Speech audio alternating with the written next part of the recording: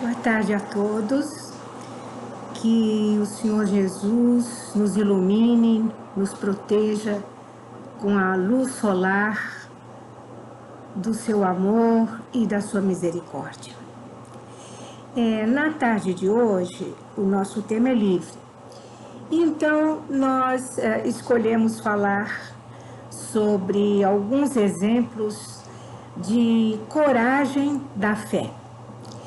E, para tanto, nós escolhemos três personagens do Evangelho, né, que são muito interessantes e nos podem trazer muitas reflexões, inclusive para a nossa vida. A primeira passagem do Evangelho é sobre a cura do servo do centurião. Então, eu utilizei aqui o Novo Testamento, a tradução do Haroldo Dutra Dias. E a cura do servo do centurião está em Mateus e em João, mas eu preferi a narrativa de Lucas, que me parece que dá mais detalhes sobre a personalidade do centurião. Então, diz aqui,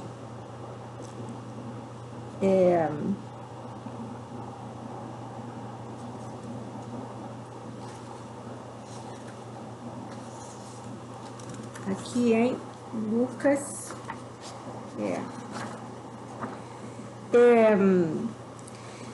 depois que completou todos os seus ditos aos ouvidos do povo, entrou em Cafarnaum. Cafarnaum era uma cidade de média importância, mas tinha uma população razoável. E o servo de certo centurião estava mal, prestes a morrer, o qual lhe era caro. Ao ouvir a respeito de Jesus, enviou-lhe, quer dizer, o centurião, anciãos dos judeus, rogando-lhe que, após vir, salvasse o seu servo. Eles, vindo até Jesus, suplicaram-lhe diligentemente, dizendo: ele é digno de que lhe concedas isto, pois ama nossa nação e ele mesmo edificou a sinagoga para nós. Jesus ia com eles. Não estava longe da casa, e o centurião já enviou amigos, dizendo-lhe: Senhor, não te incomodes, pois não sou digno de que entres sob o meu teto. Por isso, nem a mim mesmo julguei digno de ir a ti, mas somente se expresse por palavra, e o meu servo será curado. Pois também eu sou um homem colocado sob autoridade, tendo abaixo de mim soldados. E digo a este: vai, e ele vai. E ao outro: vem, e ele vem. E ao meu servo: faze isto, e ele o faz. Ouvindo estas coisas, maravilhou-se Jesus, e voltando-se para a turba que o seguia, disse: eu vos digo que nem em Israel encontrei tamanha fé. E ao retornarem para casa, os que haviam sido enviados encontraram o servo saudável. Então, há muitas particularidades aqui nesse texto. Em primeiro lugar, vamos lembrar que o centurião era um militar romano. O centurião era o chefe, era o oficial encarregado de uma centúria, de 100 soldados. Então, ele era um militar de relativa importância. E ele era lotado ali em Cafarnaum. E é interessante, por essas descrições que Lucas faz, que dá para notar que o centurião, apesar de ser um representante militar do dominador romano, que era odiado pelos judeus, né? Ele tinha um bom relacionamento com os judeus da localidade, o que mostra que ele era um homem razoável, né? Que sabia conviver com as diferenças. Até porque ali a antipatia era mútua, quer dizer, os judeus odiavam os romanos, porque os romanos eram os dominadores, a quem eles tinham que pagar impostos, e os judeus também desprezavam os romanos, porque os romanos eram politeístas. E o centurião, os romanos, que era um militar romano, os romanos também desprezavam os judeus, que eles achavam, como eles desprezavam todo mundo, que eles se achavam superiores a toda a humanidade. E eles achavam, então, que eles não compreendiam a cultura, a religião judaica, nem queriam compreender. E então eles achavam que os judeus eram supersticiosos, difíceis de conviver, que criavam caso por qualquer coisa. Então havia uma dificuldade muito grande de convivência.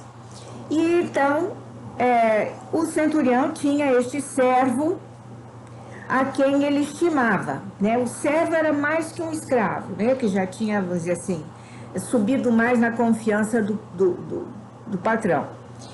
E ele estimava o servo, quer dizer, o que era também uma coisa bem diferente, porque naquela época, né, a maior parte dos patrões, e principalmente dos romanos e tudo, desprezavam também aqueles que o serviam. Então ele era um homem especial por esse motivo.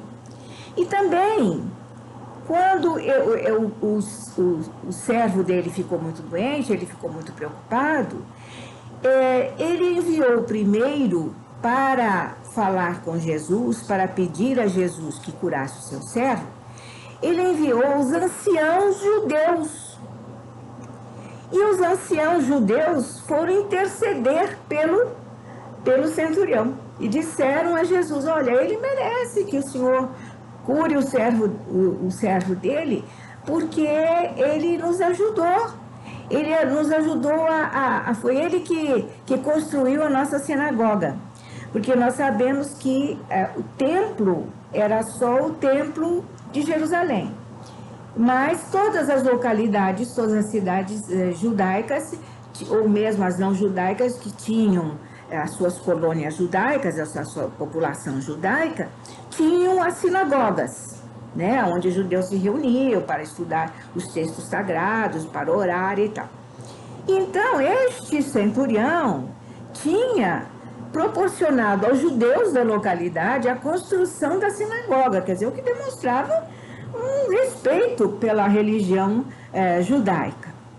Aí Jesus então foi se dirigindo à casa do centurião, mas quando ele estava chegando, o centurião mandou alguns amigos dele com um recado de que Jesus não precisava ir à casa dele, porque ele não se achava digno de receber Jesus dentro da casa dele.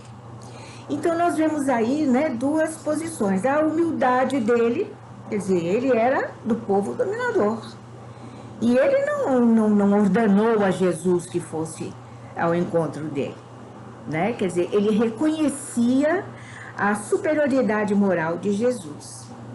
Então, com o recado: eu não sou digno que o Senhor venha até a minha casa. E aí mostra também a fé dele, né? Basta, eu sou comandante, eu sei, quando eu dou ordem aos meus soldados, eles cumprem. Então o Senhor, né, na sua categoria moral, certamente há de falar para dar a ordem para que o meu servo se cure, e ele se curará. Então Jesus comentou com aqueles que o seguiam, né? Jesus estava sempre seguido por um monte de gente. Que ele nunca tinha visto uma fé assim tão grande, nem entre os israelitas, nem em Israel. E aí, realmente, ele curou o servo do centurião. Quando as pessoas chegaram na casa dele, o servo estava curado. Por que é que essa história, né, este fato narrado no Evangelho, está adequado ao tema que eu escolhi, né, a coragem da fé? A coragem que eu quero dizer aqui é a coragem moral da pessoa que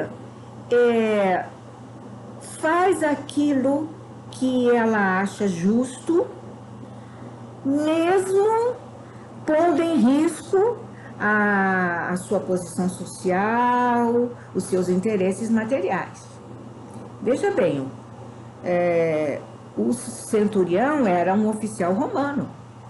Ele ficava numa posição estranha, penso eu, né?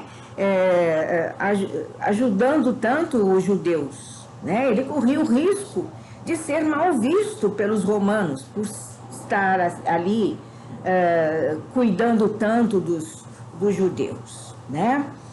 E ele não hesitou, né, em pedir a ajuda de Jesus, porque ele, mesmo sem ser seguidor de Jesus, ao ouvir os feitos de Jesus, ao ouvir as narrativas sobre Jesus, ele ficou consciente de que Jesus tinha o poder de salvar o centurião dele. Então ele teve a coragem de pedir, não de ordenar. Ele pediu a Jesus que fosse curar o seu centurião. Quer dizer, a coragem de um homem acostumado a mandar, que foi então pedir para alguém que era do povo, dominado pelo povo dele. Então é preciso uma coragem, é preciso ter um movimento interno de compreensão e de aceitação do outro para ter esta atitude. Porque se ele fosse arrogante, né, ele não teria pedido, ele teria mandado, né? Então ele teve, penso eu, né, a coragem de tomar uma atitude que ficou sendo do conhecimento de todos, judeus e romanos, né, sem se preocupar com o que pudessem falar ou até dizer, ou até fazer contra até a carreira dele, quem sabe, né? E então, essa passagem do centurião nos faz refletir no sentido de que quando nós aceitamos Jesus, né? Quando nós acreditamos em Jesus, queremos ser seguidores de Jesus, nós precisamos de muita coragem, porque nós precisamos coragem para nos desvencilhar de velhos hábitos, de velhos conceitos, de velhos clichês mentais, de velhos comportamentos, e corremos o risco sempre, né, de sermos incompreendidos, como muitas vezes somos, incompreendidos pelos amigos, pelos parentes, né, que dizem que a gente está diferente, virou puritano, que está esquisito, que não sei o quê, que só cuida dessas coisas de espiritismo, como às vezes as pessoas nos falam, né? E então, eu quero lembrar essa primeira passagem do centurião, que me parece um personagem muito simpático do Evangelho, porque ele não era judeu, né? Era um romano, né? Que tinha uma outra formação cultural e que tinha a capacidade ele tinha uma abertura de compreensão suficiente para aceitar a religião dos judeus, né?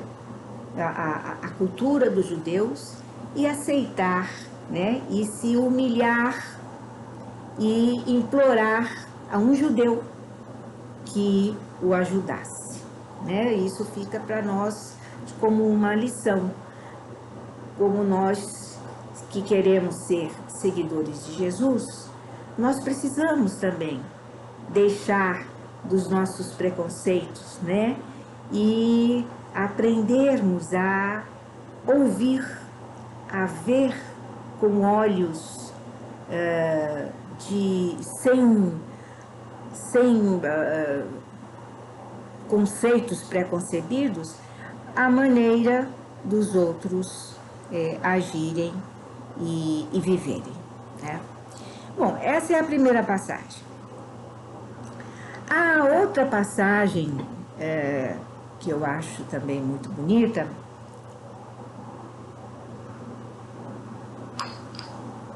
e que fala também de coragem é a passagem da mulher hemorroíça, né? Então, vamos ler novamente, então, aqui no texto do Evangelho, o texto sobre a mulher hemorroíça, que também está em Mateus, em Marcos e em Lucas. Nós escolhemos aqui a passagem de Marcos, que acabou de se soltar aqui. Então vamos lá na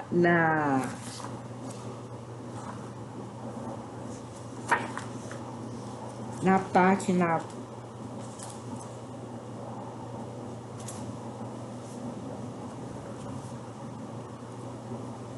na descrição de Lucas, né? Está no mesmo texto da ressurreição da filha de Jairo e a cura da mulher hemorroíça.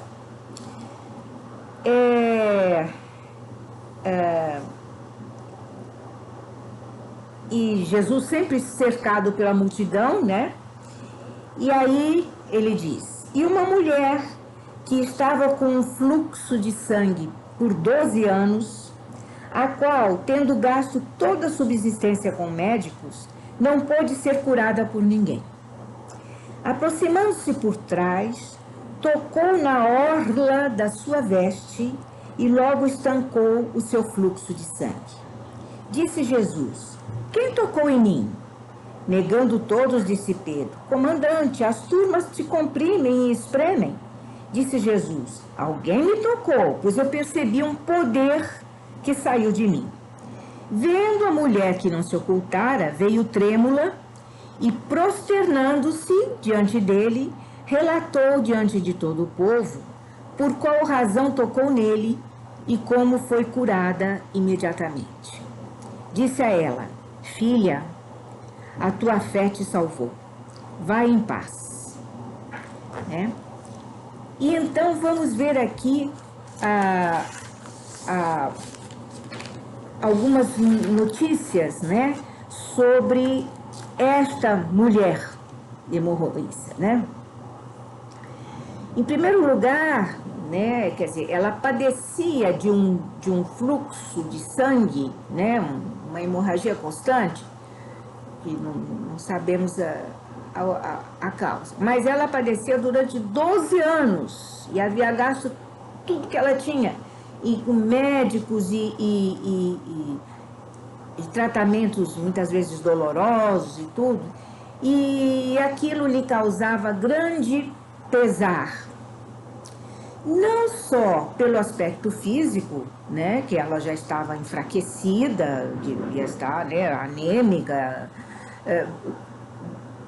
depois de tantos anos com esse problema não resolvido. E havia também um grande sofrimento moral, porque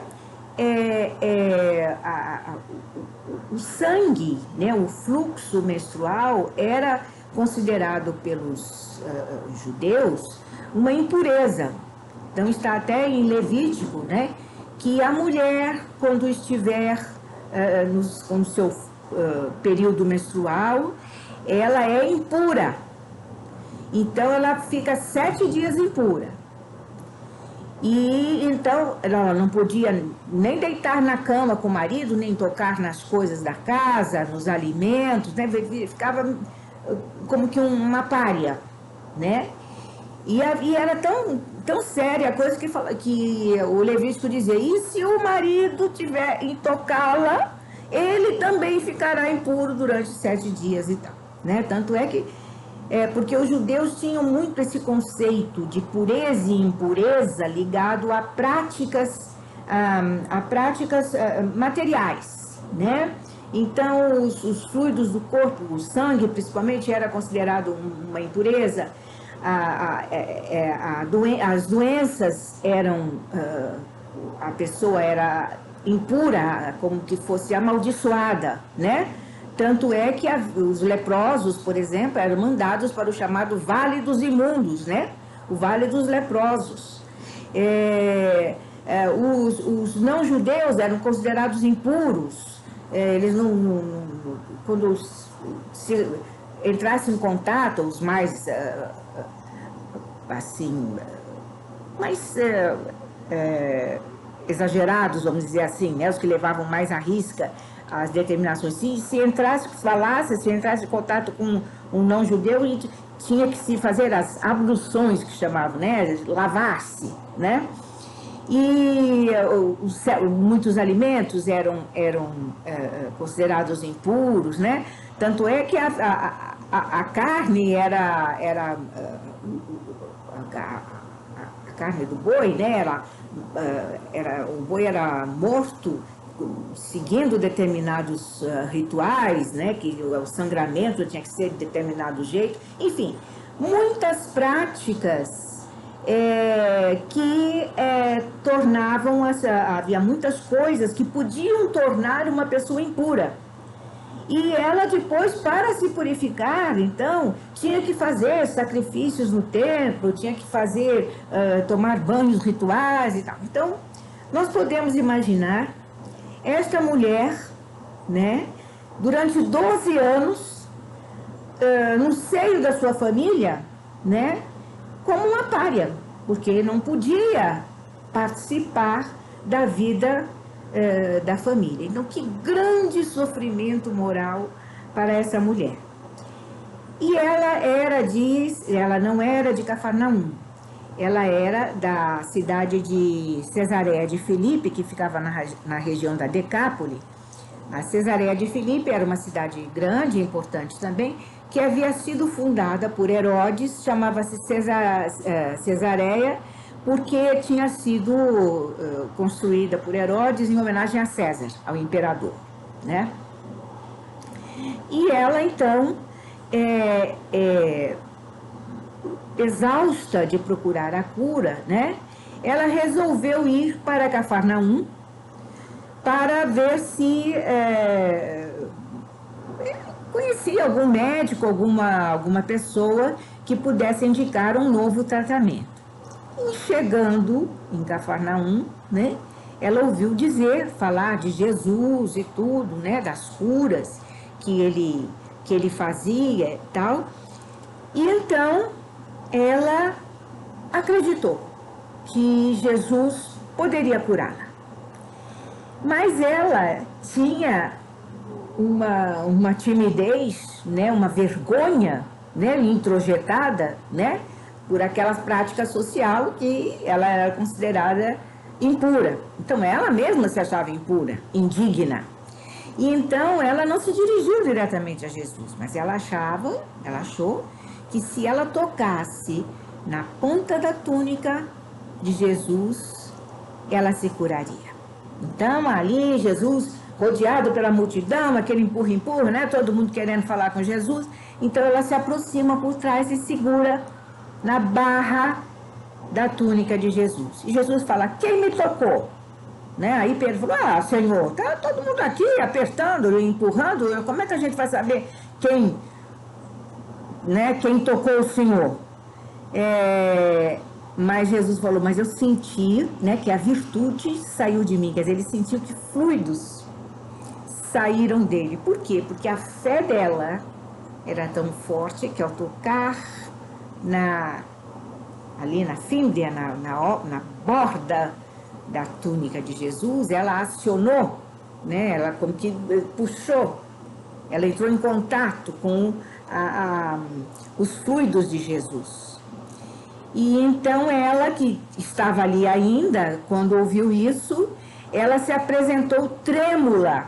Por que trêmula? Porque ela tinha cometido uma infração pelos códigos sociais vigentes. Se ela era impura, se ela não podia tocar em nada, nem no próprio marido, né? Como é que ela ia tocar em Jesus? Né? Mas ela teve a coragem de enfrentar aquela proibição, né? Sabendo que ela poderia até ser castigada, sei lá, mas não sabe-se lá a reação que o povo poderia ter. Porque ela era conhecida pelo mal que a atormentava.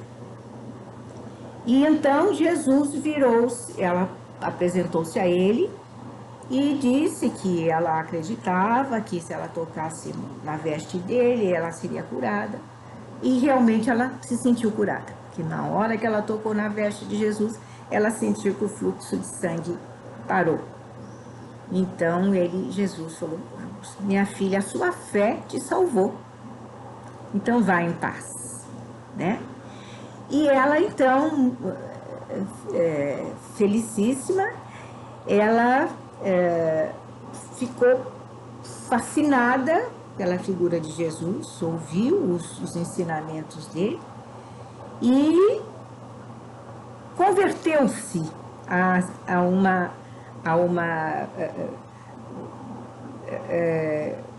seguidora dele, né?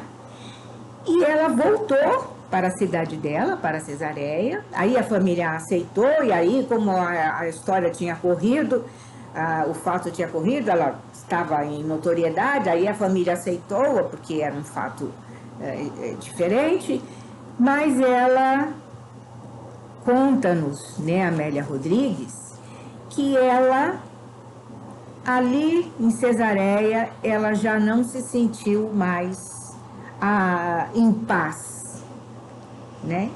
Ela se sentia em paz porque o problema dela havia sido sanado, mas ela ficou com a inquietação de seguir Jesus. Então ela volta para Cafarnaum, ela volta para Galiléia e passa a seguir Jesus, ouvindo as pregações dele e tal. E conta-nos Amélia Rodrigues que, quando da crucificação, ela era uma das mulheres que seguiram Maria e seguiram de longe ali o caminho, a Via Crucis, né, de Jesus. Porque seguiram, Amélia Rodrigues diz que seguiram Jesus durante a crucificação: Maria, mãe de Jesus, Maria Madalena, Joana de Cusa, Maria de Cleófas, Salomé, Marta e João. E essa ex-mulher hemorroíça. E conta também a Amélia Rodrigues um fato interessante, que quando Jesus caiu, né, todo ensanguentado, foi ela que pegou um pano branco e enxugou o rosto de Jesus, e depois o rosto de Jesus ensanguentado ficou marcado naquele pano. E ela ainda falou para o povo: olhem só o rosto dele, olhem, né? Ele é o Messias e tal. Mas ninguém a escutou, e a caravana prosseguiu até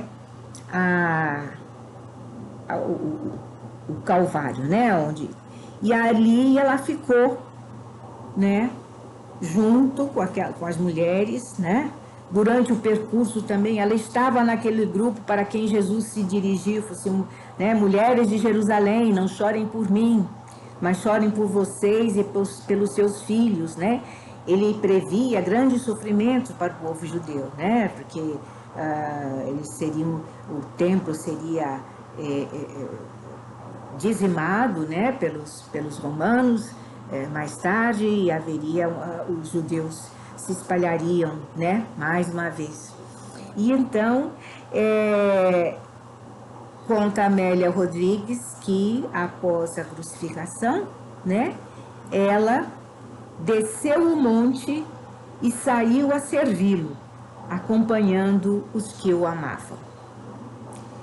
Então, a mulher hemorroísta é a coragem de enfrentar as disposições sociais, os costumes, as leis, assim, os costumes absurdos, né? Ela teve a coragem de afrontar aquilo. Ela teve a coragem de sair da cidade dela, né? Foi sozinha. Teve a coragem de ousar tocar no manto de Jesus. Depois ela teve a coragem de abandonar a família que a havia aceitado de volta, mas ela teve a coragem, ela abandonou a família para seguir Jesus. Ficou seguindo Jesus, teve a coragem de ficar naquele grupo de mulheres que acompanhou Jesus até o Calvário, ficou lá ali até o fim, né? E finalmente a coragem de sair depois, né? Junto com os demais, com o grupo, né? Depois da crucificação de Jesus, que se formou e que passou a propagar os ensinamentos de Jesus, né? E a fazer o bem em nome de Jesus. Então,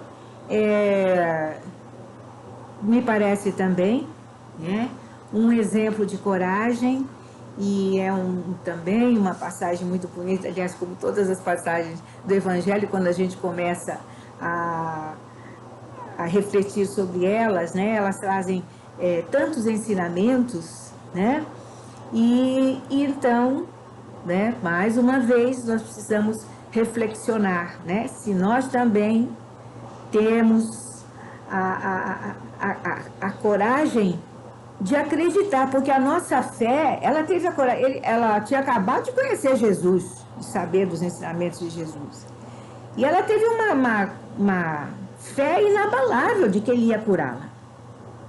E nós que nos dizemos cristãos, muitas vezes, né, a nossa fé vacila. Nós sabemos tanto sobre Jesus, sobre os ensinamentos de Jesus, e a nossa fé muitas vezes vacila ante as intempéries da vida, né? Quer dizer, uma fé inabalável.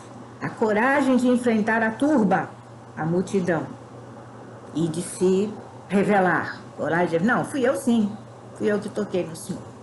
A coragem de ir lá ajudar Jesus enquanto ele estava ali caminhando para o Calvário. Foi a única que saiu dali da multidão e foi lá enxugar o rosto dele.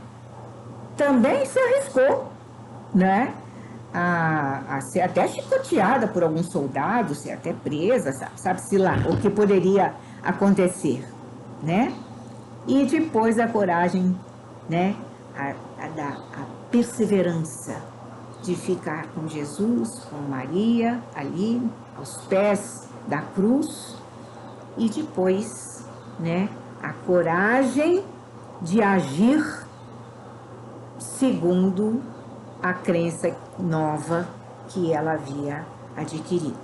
Então, serve também como exemplo para nós, como reflexão, se nós temos também todo esse tipo de coragem, né, de nos revelarmos seguidores de Jesus e perseverarmos, né, na nossa fé. Muito bem, agora mais um personagem que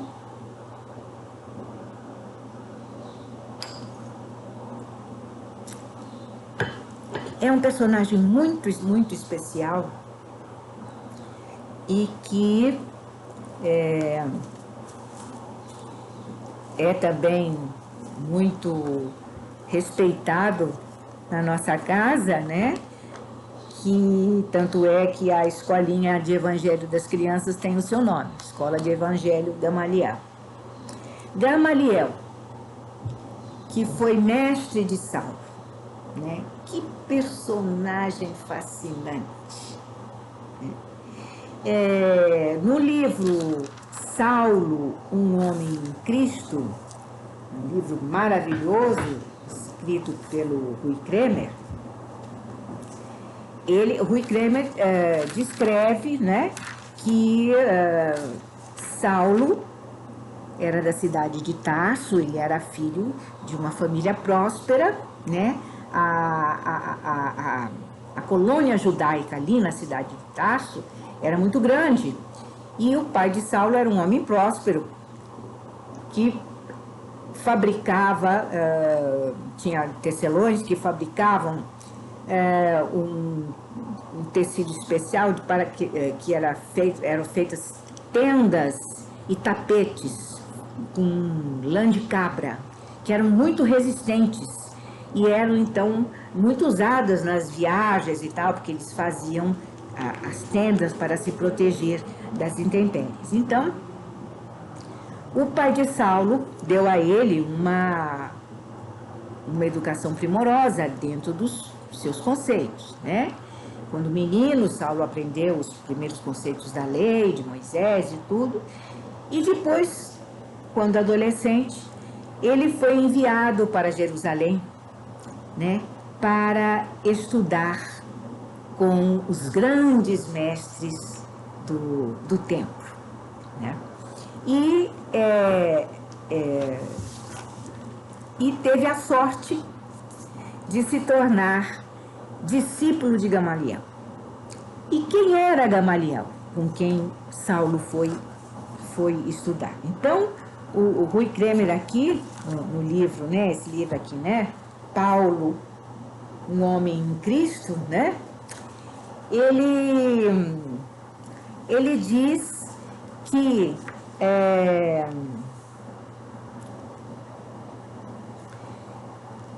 Gamaliel era, porque os grandes mestres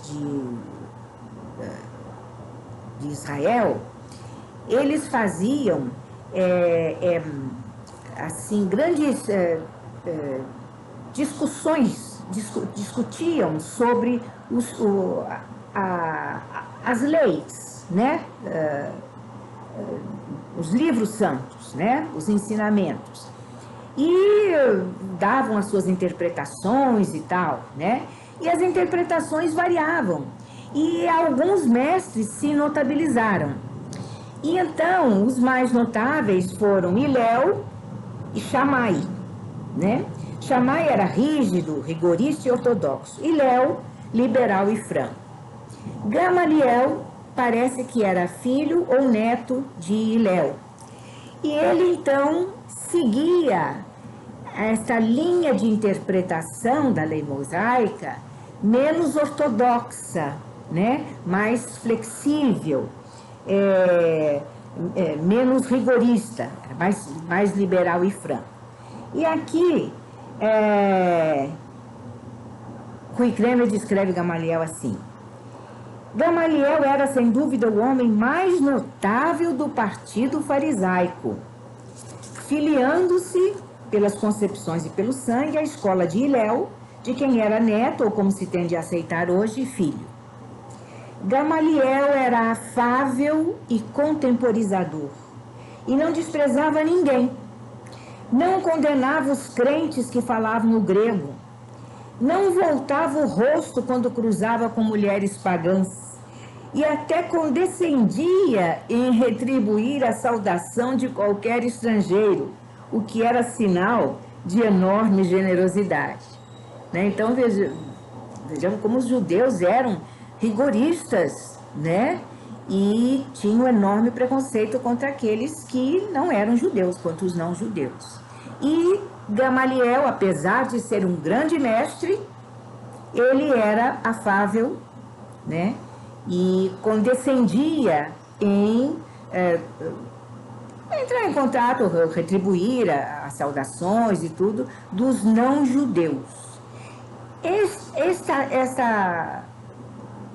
Esse caráter dele, né?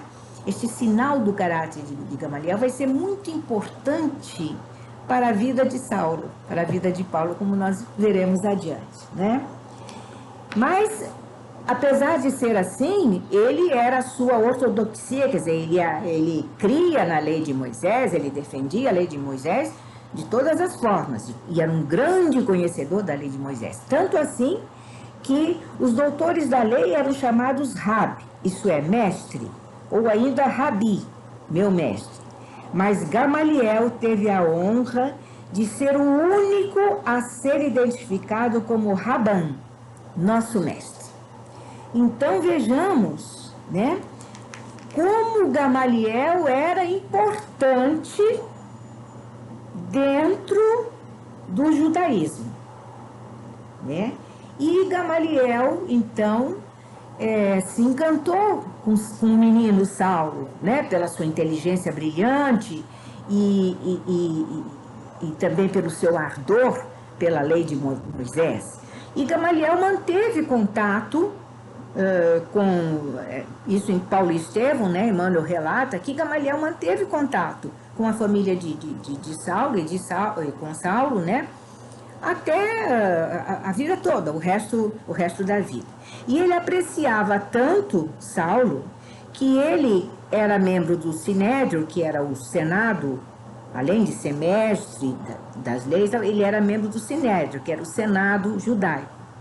Ele pretendia, ele já estava idoso, quando Saulo já era adulto, ele pretendia retirar-se do Sinédrio e indicar Saulo como sucessor dele no Sinédrio. Vejamos como Gamaliel estimava Paulo. Pois bem, porém, né, nós sabemos, né, da história de Saulo, que ele, no seu ardor em defender a lei de Moisés, ele passou a perseguir os cristãos e tal, e houve até que por fim ele entrou em contato com Estevão na Casa do Caminho, né? A Casa do Caminho foi a casa que Pedro fundou, né? Que era uma casa muito simples, em que eles acolhiam ele, Mateus, Filipe e suas filhas, João, acolhiam todos os sofredores, né? Os leprosos, os loucos, que eram todos considerados impuros, né? Crianças órfãos, velhos abandonados e tal, muito bem tratados, com muito carinho, tudo muito simples, né? E Estevão foi recolhido lá na Casa do Caminho, ferido, doente e tudo, e depois se tornou um grande orador. E Saulo teve um choque com Estevão, né? Sobre os ensinamentos de Jesus, e Saulo queria eliminar Estevão, porque ficou com a vaidade ferida, né? E acabou por prender Estevão. E no julgamento de Estevão, né, o veredito foi que ele seria morto imediatamente, né? A morte seria lapidado, né? A morte por apedrejamento. Mas Gamaliel, que estava ali, né, intercedeu por Estevão e pediu, então, que ele não fosse executado imediatamente, que ele fosse recolhido à prisão, enquanto se elucidavam os fatos e tal. Saulo escutava muito Gamaliel, respeitava muito Gamaliel, embora a contragosto ele aceitou isso. Quando o Pedro soube, lá na Casa do Caminho, que Gamaliel havia intercedido em favor de Estevão, Pedro convidou Gamaliel para conhecer a Casa do Caminho. E Gamaliel aceitou. E aí, ao chegar na Casa do Caminho, né, é muito interessante como Gamaliel era uma pessoa que não hesitava, né, em conhecer o outro, o diferente, né?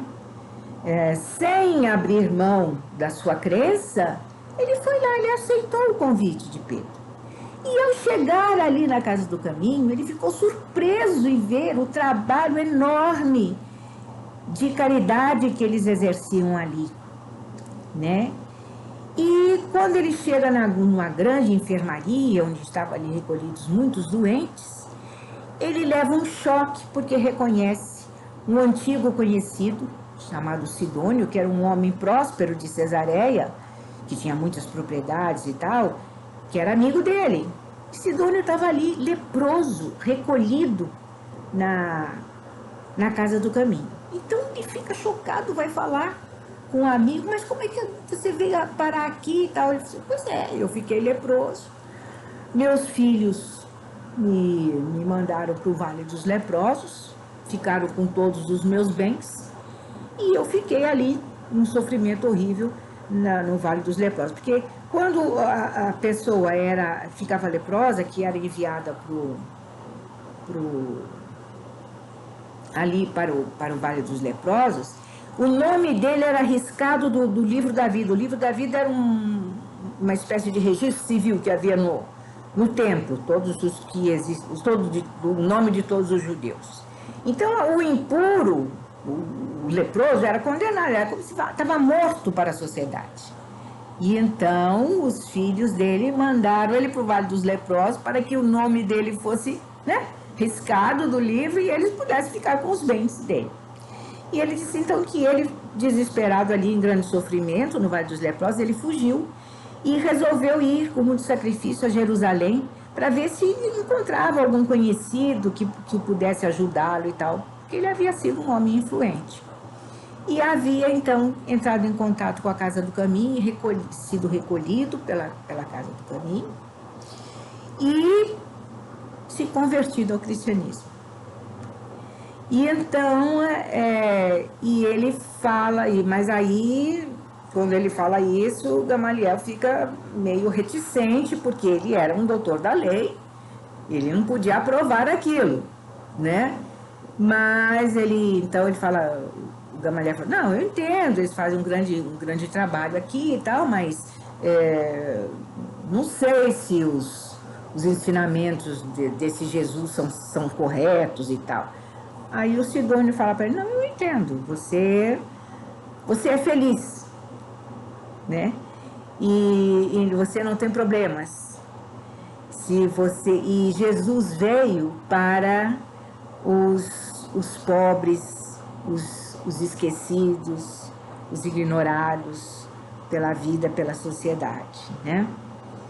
E aí, então, Gamaliel fica muito impressionado com aquilo e fica matutando ali como é que no judaísmo não existiam casas de ajuda aos infelizes como aquela que os cristãos tinham feito, né? Faziam. E ele então se despede de Simão Pedro e ganha de Simão Pedro uma cópia das anotações de Mateus, né, sobre os feitos de Jesus e os ensinamentos de Jesus e tal. E ele vai para casa e começa a ler imediatamente, né? E Saulo, quando sabe que Gamaliel foi lá na Casa do Caminho, fica horrorizado, achando que o mestre já está ficando fora de si, demenciado. E aí, quando Saulo, Estevão preso, mas Saulo manda prender também os homens da Casa do Caminho. Então são presos Pedro, João, Filipe. Mateus não foi preso porque ele ficou apavorado quando ele viu os soldados, então o Mateus era o mais judaizado deles. Então ele corre para o quarto dele, abre os textos sagrados dos judeus e começa de joelhos a ler os textos sagrados, implorando a Deus que o salvasse. Então quando Saulo vê um homem, fica impressionado em vê-lo ali lendo os textos sagrados, porque só os judeus muito crentes é que liam os textos sagrados de joelhos. Então ele é poupado, ele não é preso. Mas então há o julgamento de João, de Pedro e de Filipe. E aí, mais uma vez, Gamaliel intercede por eles. Fala com Saulo, olha, eles não fazem nada de mal. a casa do caminho só faz bem e tal. Eu até estou lendo os textos sobre os ensinamentos de Jesus. Então, e Saulo fica doido. Mas aí Saulo diz, bom, então é decidido o seguinte, como Pedro e Filipe eram casados, foram libertados. João foi condenado ao exílio, mas Estevão, Saulo não abriu mão realmente, né? Depois ele foi condenado e lapidado conforme o julgamento. Bom, aí depois de tudo aquilo, né? Depois que Estevão morre, mais uma vez Gamaliel é procurado pelos cristãos por Pedro, que pede a ele que pedisse a Saulo o corpo de Estevão para que eles queriam sepultar. Então, mais uma vez Gamaliel, né, afronta a ira de Saulo e pede o corpo de Estevão e tal, e Saulo, muito contrariado, entrega o corpo de Estevão, né? Então nós vemos o tempo todo, né, a coragem de um homem justo. Coragem de um homem justo, que reconhecia, embora ele ainda não tivesse convertido ao cristianismo, ele estava lendo, né? Mas ele reconhecia o valor dos outros, né? Então ele tinha a coragem de interceder por eles, né? E ali, no final, antes de se despedir de Saulo, ele diz para Saulo depois que ele estava muito idoso, muito alquebrado, que ele ia se retirar da vida pública e que ele estava lendo os textos de Mateus, e ele achava que realmente Jesus tinha trazido uma nova era para o mundo. E ele fala uma coisa muito interessante para Saulo. Eu estou convencido de que a terra prometida são os ensinamentos de Jesus. E eu estou como Moisés, que não conseguiu, né? Nós sabemos que Moisés, depois de vagar 40 anos no deserto com o povo, ao chegar na terra prometida, na Palestina, ele já estava muito velho, ele morreu antes de entrar. Então, ele falou, eu estou como Moisés, que estou vendo a terra prometida, mas não posso ainda, não tenho mais forças para entrar nela. A terra prometida são os ensinamentos de Jesus, que precisam ser difundidos. Eu já estou velho e doente ou quebrado, não posso mais fazer isso. Mas você vai poder, você pode, Saulo. Você tem condições de fazer isso. É uma coisa muito interessante, como ele teve visão.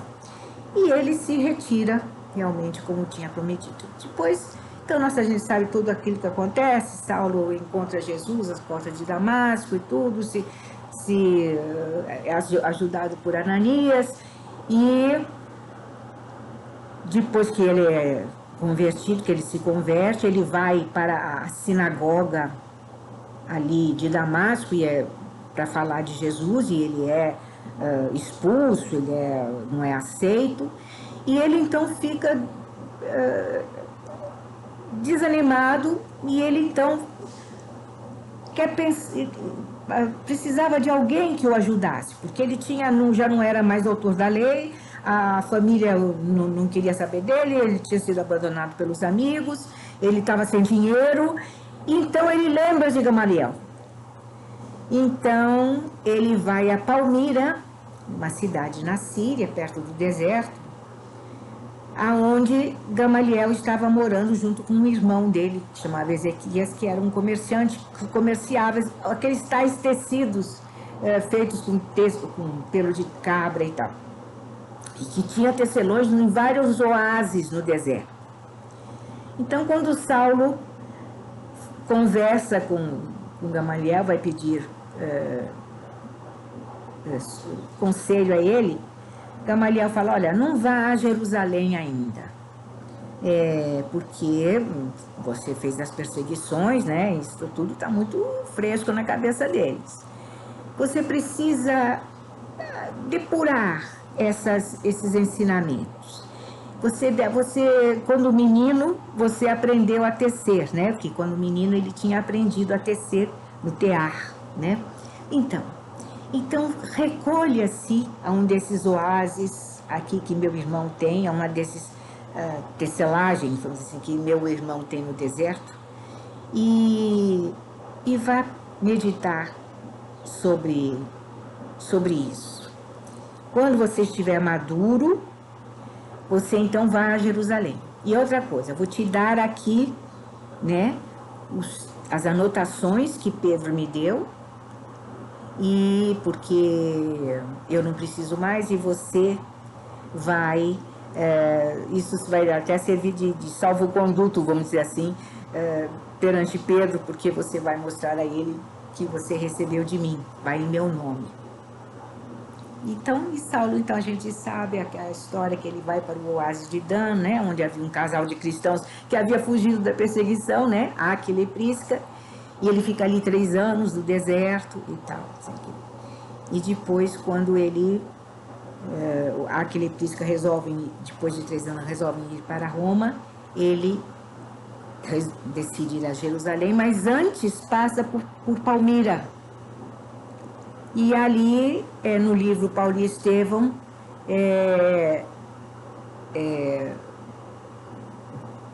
Emmanuel não faz nenhuma menção a Gamaliel. Então, podemos supor que Gamaliel já havia falecido, né? E então, nós vemos todo o tempo, né, que Gamaliel teve a coragem, primeiro, antes de ser cristão, teve a coragem de defender os cristãos, mesmo sendo um homem, um doutor da lei, importantíssimo, né? E depois, quando ele se torna cristão, ele abandona, né, a vida boa que ele tinha lá em Jerusalém e tudo, e vai, se recolhe junto à família, e o irmão dele, e a família até tinha comentado com o Saulo, coitado, meu irmão tá meio louco, tá com umas ideias esquisitas aí, dos cristãos, mas é uma loucura pacífica, a gente vai relevando. Quer dizer, então ele teve que aguentar, né, o desprezo da família, né, a incompreensão da família, mas não mudou o seu ponto de vista.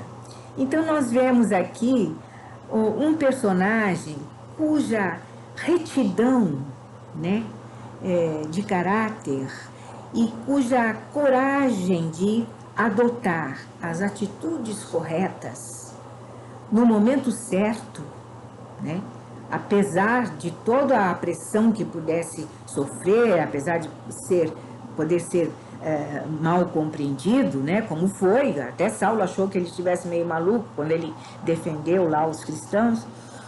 E então nós vemos, né, também esse personagem maravilhoso que é Gamaliel, né, como um exemplo de coragem da fé, né? E o interessante também, né, a coragem de agir na fé, mesmo sem ter mais forças físicas, porque quando nós vemos o conselho que ele dá para Paulo, nós vemos a importância que aquilo teve, né? Ele falou para Saulo que se ele tivesse forças, ele lutaria pelos ensinamentos de Jesus, mas ele já estava velho e doente, ele não podia mais, ele não tinha mais condições físicas, mas ele até tinha comentado com Saulo, mas mesmo que a gente não tenha mais forças físicas, a gente sempre pode mudar a si mesmo, né? E ele então, as interferências de Gamaliel na vida de Saulo foram muito importantes, então eu o considero também um exemplo de coragem da fé. Então, era isso que eu queria lembrar a vocês hoje, essas 3 personagens muito tocantes, né?